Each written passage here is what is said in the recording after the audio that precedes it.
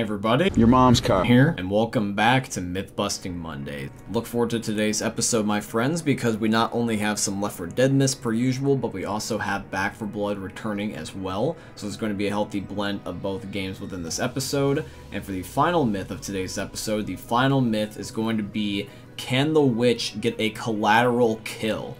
Yes, you heard that right. Can the witch get a collateral kill? Or in other words, if she swipes her claw at several different players standing right next to each other, can she end up killing more than one? That's what we're going to be testing here in today's video, so look forward to that at the very end. If you end up enjoying today's video, please drop a like, comment, and subscribe to show your guys' support. And if there's any particular video you guys want to see in next week's episode, just please put in the comment section down below. But anyways, guys, let's go on with this week's episode of Your mom's car. Myth. Can the van on the panic event of the 4th chapter of Dead Air kill you by running you over? Alright everyone, so this one is pretty straightforward. We have got all the guys here in the lobby. We have got me, Glabersko, Dan, and also Tyler this time.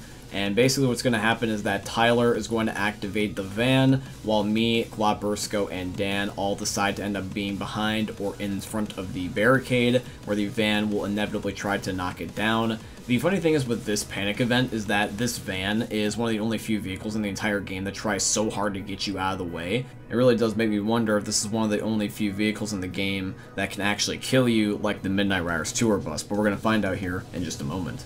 Alright, so Tyler's about to hit the ignition, and here comes the van now, and it looks like that even with me no clipping behind and into the barricade, it still wants to push me out of the way, but I did manage to get in front of it, but all that happened was that I just phased through it, because apparently it is intangible, although I find it funny that it is intangible if it had the cone to push me out of the way in the first place, because I thought that this would act like the Midnight Riders tour bus and actually kill me, but it did not.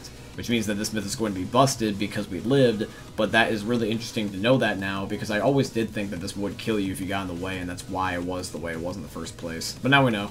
Myth. Can the cultists in Back 4 Blood get stuck in their own bear trap? Wow, it's been a minute since I've said that one, but yeah, we're doing another Back 4 Blood myth for the first time in a while. Hell yeah.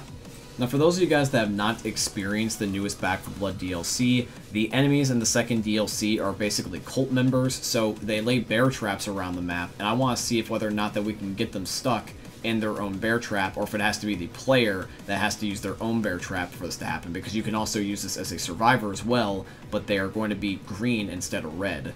And I just want to mention that really quickly that this myth was a pain in the ass to do, because the cultists did not work with us whatsoever. The bear traps are everywhere on the map, and you would think that'd be quite easy for this to happen, but it was very hard to get them to follow us, because I do believe that the AI, to a certain degree, is programmed to avoid these deliberately, because they would go around in circles and never go just straight at us. But despite this, you can see moments where they're definitely walking within the hit scan region of the bear trap. It's just that they're refusing to end up triggering it just because the game just does not want to do it. And the problem was, though, is that the server was lagging really badly at the time, so that might have played into the fact about why we were not able to get this to work. But I will show you guys something here that does probably prove that this myth is probably most likely going to be busted.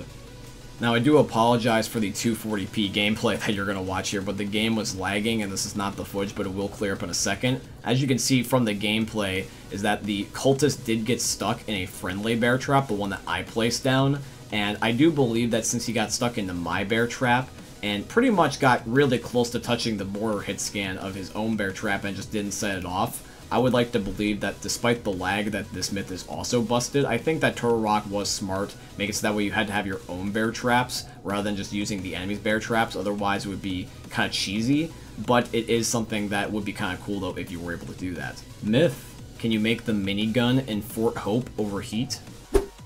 Alrighty guys, so this next myth was requested by Glabersko. Now, for those of you that have also, once again, not played the newest Back 4 Blood DLC, within the social space, Fort Hope, in the firing range section, they now have a mounted minigun that you can end up placing and using in the background. Now, this minigun is supposedly supposed to be unlimited and never overheat. However, though, I want to see if with the equipment that is offered to us in Fort Hope, if we can end up stunning a player and causing the gun to stop shooting. So one of the first things I decided to do was throw a flashbang at Glabersko. So here we go, we're going to throw one at him shortly and see if the flashbang effect will interrupt his gun, even if it's just for a little bit. So we throw it at him, but as you can see, the bullets continue to spray, which means that it doesn't really do anything. Now, even though the flashbang idea didn't work, I remembered that there was actually a magazine type that had a stumble effect in this game, so I decided that my next idea would be to load my AK-47 with this magazine and shoot Glabursko in the body and see if this would also affect him. So I'm about to shoot him in the legs here in a second, just that way it doesn't kill him, because you can technically kill him in the firing range.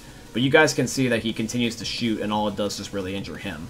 I even tried simple things like spanking Glabursko with a melee weapon, but that didn't work either. So the only thing I thought left to try would be the bear trap, because the firing range treats the enemies and the teammates the same, like as if it's a free-for-all. So I thought the bear trap might work on Glabursko, but when I place it underneath of his feet, it doesn't even close and it still counts it as a friendly. So the only way to actually stop Glabursko would be to kill him, and I know that the myth does say to technically stop the minigun by making it overheat, but there's technically zero way to make it overheat, so we tried to at least find a compromise and stun Glabursko, but even then that didn't work. So this myth is just completely and utterly busted, but it was at least worth a shot. Myth: can you use the smoke grenade in Back 4 Blood to sneak past a sleeper? Okay guys, now this one I'm really excited to see because I want to get advantages out of all the new equipment in Back 4 Blood as much as possible. So I want to see if we can use the brand new smoke grenade so that way we can end up walking past the sleeper, which is the Back 4 Blood special infected that I always like to call the wall vagina. And basically I want to see if whether or not that the sleeper is able to detect a player based off its eyesight, or if it's based off of distance to the infected itself, because that will dictate whether or not it can still find us through the smoke. Alright, so here goes nothing. So we're going to throw some smokes at the sleeper now, but he immediately got me, though. Okay, that's not really a good sign, but we will do this more than once and give it the benefit of the doubt. So there's another sleeper also up ahead. I'm going to throw the smoke now and let Tyler do his thing. But even though he does throw smokes early and more of them, he still did trigger the sleeper once again. We even tried to do something slightly different where we threw a smoke grenade directly at the sleeper to maybe give him like a bonk effect, or maybe even perhaps replicate the thing that happens in Left 4 Dead where if you throw a pipe bomb at a hunter as he pounces at you, that it would stop his pounce, but unfortunately that did not stop the sleeper. The only thing that we were able to get even remotely close to this was this clip right here. Now I once again do apologize about the lag. The servers in Back 4 Blood were horrible recently. But yeah, we throw the smoke grenade there, and we do manage to avoid him. However, though, you can actually just dodge the sleeper flat outright. So since the smoke wasn't working in the other controlled conditions, we think that this wasn't necessarily the smoke, but more rather, we just got lucky by just dodging the sleeper flat outright. So even though this would be a very useful feature for the smoke grenade, it just sadly is not the case, so which means that this myth is also busted. I just think that the most recent equipment in Back 4 Blood is kind of a letdown, because they don't really do anything useful, and really they only work on the common infected. If you could end up using these on the sleepers or the specials, that would be huge, especially in the later difficulties. So Turtle Rock, if you're watching this video, please make it so that way I can use these smoke grenades on a sleeper pod. It'd be amazing. Alrighty guys, but now we once again move back to the Left 4 Dead myths, and for the final myth, this is once again going to be, can the witch get a collateral kill? I think that this could be possible given the fact that you can trigger the witch to attack the wrong player by accident by just sheer luck, but I don't know if I've ever seen her get a collateral kill, but this would be interesting to see, so let's give this a try and just see where things go. Myth: can the witch get a collateral kill in Left 4 Dead 2?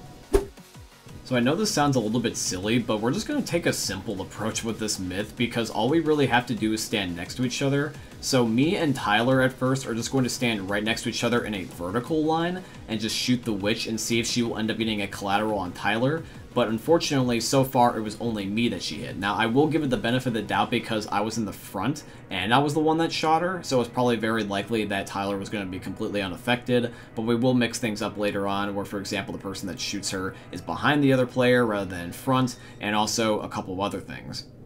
For this next one is also once again going to be me and Tyler, but instead of being vertical, we are going to be horizontal and stand shoulder to shoulder, so that way we can see if she reaches across and hits us both, but instead what happens is that she just knocks Tyler out of the way. In this next test, I shot the witch while Tyler was crouched in front of me, and even Glabursko was next to me as well, but both Glabursko and Tyler just got shoved out of the way, and the witch was still able to knock me down.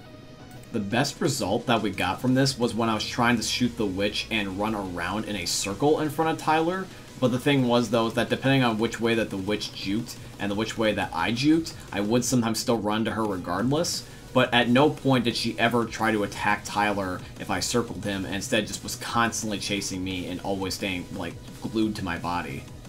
Now, even though that didn't work, I had one more ace up my sleeve. I thought that, hey, you know what? This myth is simple. Let's do something extremely simple as a way to test it. Get all in the corner inside of the tent and just pray. That is what we decided to do. Every single person is in this one corner, and I'm going to shoot the witch and just see if with all of our player models just stuck together and we're all inside of each other, if the witch can end up getting a collateral. Now, this will probably result in everyone dying, but I am curious to see what happens. So here we go.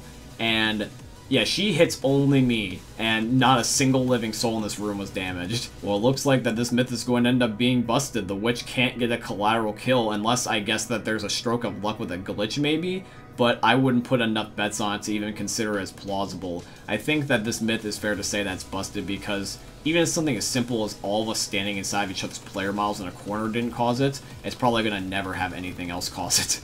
Alrighty, y'all, so that's going to be it here for today's episode of Myth Busting Mondays, and I do truly hope you guys ended up enjoying it. If you did, please consider dropping a like, comment, subscribe, follow, and all that beautiful stuff. And I hope you guys also enjoyed seeing some Back 4 Blood myths in today's episode, and Back 4 Blood coming back in general. If you guys also want to see more Back 4 Blood being implemented in Myth Busting Mondays, please definitely make sure you leave some Back 4 Blood themed myths. I would love to mix it in with Left 4 Dead ones again, but if you guys also do have Left 4 Dead 1 to be the predominant one, I completely understand. But yeah, guys, I do hope you end up enjoying the video regardless once again. And once again as well, if you ended up enjoying, please drop a like, comment, subscribe, follow, and all that beautiful stuff. If you would also like to financially support the channel, I tremendously appreciate if you guys could go check out my Patreon. It's always linked down below in all my YouTube video descriptions, or you guys could use supporter creator code BlackNinja797 in all caps in the Fortnite Epic Games item shops, because Epic is my very first sponsor, and they're sponsoring today's video, so shout out to Epic Games.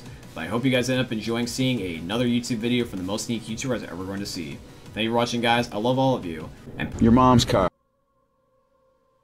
Hey meme lords, Jesus here, and you better have enjoyed that video there by the eternal god Daddy Ninja.